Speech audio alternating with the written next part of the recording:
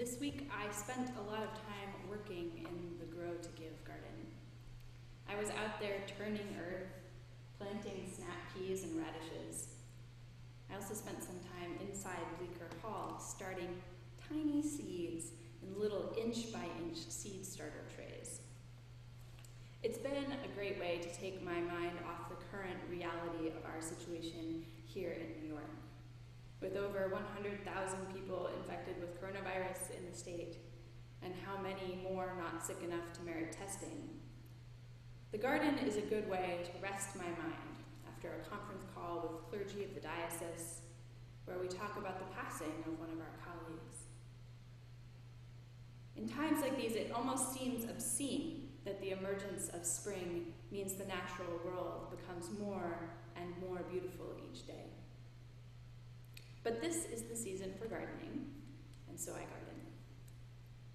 Yesterday, I waved to Seamus Mitchell, our senior warden, and his family across the 16-foot raised bed as we traded off at the garden. We spoke briefly about our plans for the season, standing at opposite ends, a stark reminder of how this spring is different. One rainy day earlier in the week, I watched water drip into the old pump house, which has become the garden shed, and wondered about the plans that we had made to fix the roof. A group had been planning to do it yesterday, actually, but that, of course, did not happen. And as I planted peas on Friday, I wondered if it will only be me there to harvest them. It's hard to know what to do in times like this.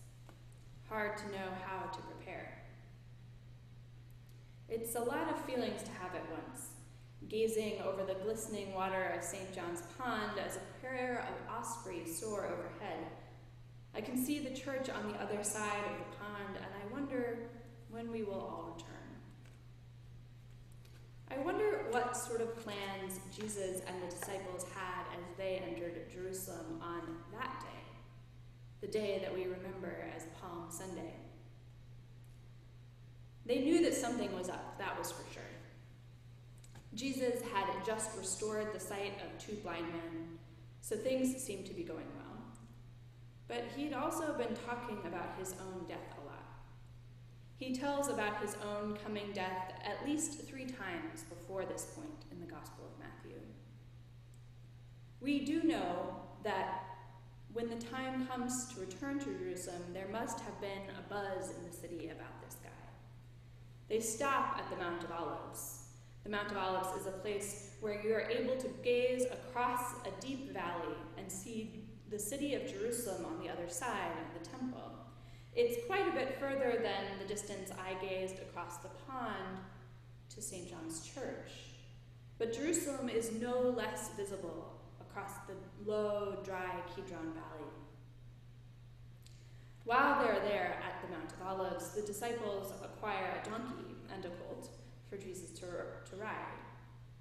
As they descend from the Mount of Olives, word must have gotten out, because a crowd begins to gather. And as Jesus enters the city, they lay their cloaks and they cut branches from the surrounding trees to spread on the road as Jesus passes. They knew that something special was happening, and they grabbed whatever was at hand. They had no time to prepare, but they knew how to respond with what they had. That's how Palm Sunday begins, by remembering this triumphal entry in the first gospel that we read at the door, if you were there with us right at 8 o'clock. But Palm Sunday doesn't stay there. It moves quickly, perhaps too quickly for some, on to the Passion narrative as we just watched together. Before we know it, we are hearing the story of the Last Supper, of Jesus' arrest, of his interrogation by the authorities, of the crowd's demand for his execution, and finally of his crucifixion and death.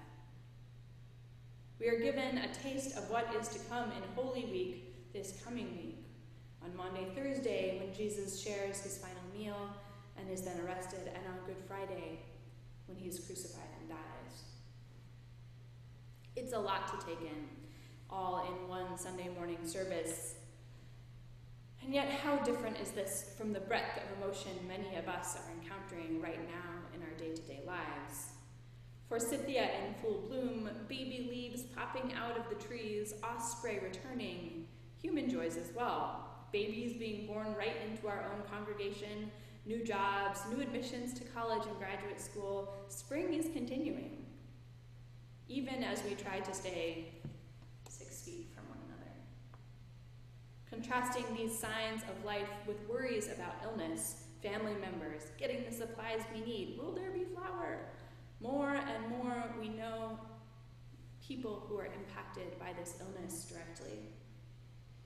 If you're anything like me, one moment you are sitting in amazement at the beauty of spring, catching up with old friends on the phone that you haven't talked to in forever, and the next moment you are in tears over the disruption and the loss and the confusion.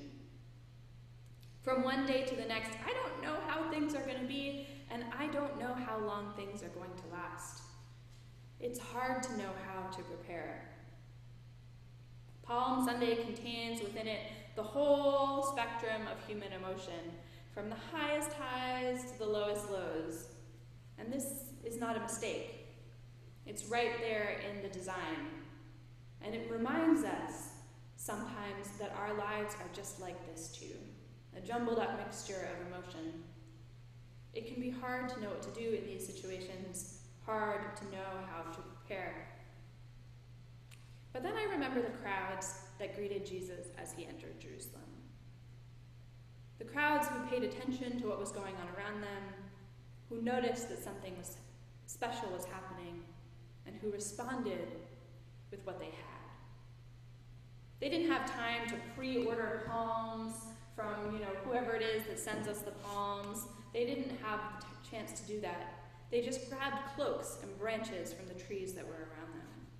Just like I hope some of you have grabbed branches from the trees around your house this morning. The people greeting Jesus knew little more than that he was coming. And they had little warning about that. But they show us that what God longs for from us is not our super preparation, but our attention and our response. We don't need the perfect palms. All we need to do is to grab what is around us and to see what God is doing. Sometimes this means breaking out the sewing machine and the old fabric stash. Sometimes it means picking up an extra pie and a bag of clementine tines for a neighbor.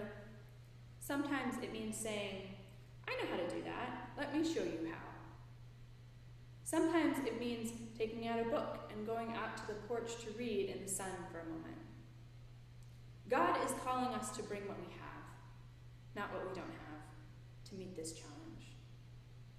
This week, as we walk through Holy Week, look around you and see what you already have that prepares you to God's call. Look around and see what branches you may have overlooked. This week, God walks with us through the whole range of human experience, through every emotion imaginable. But God doesn't expect that we have some fancy prepared solution. God instead invites us to look around and to respond with what we have. This year, there may be no palms to distribute, but I bet you have something even better to offer.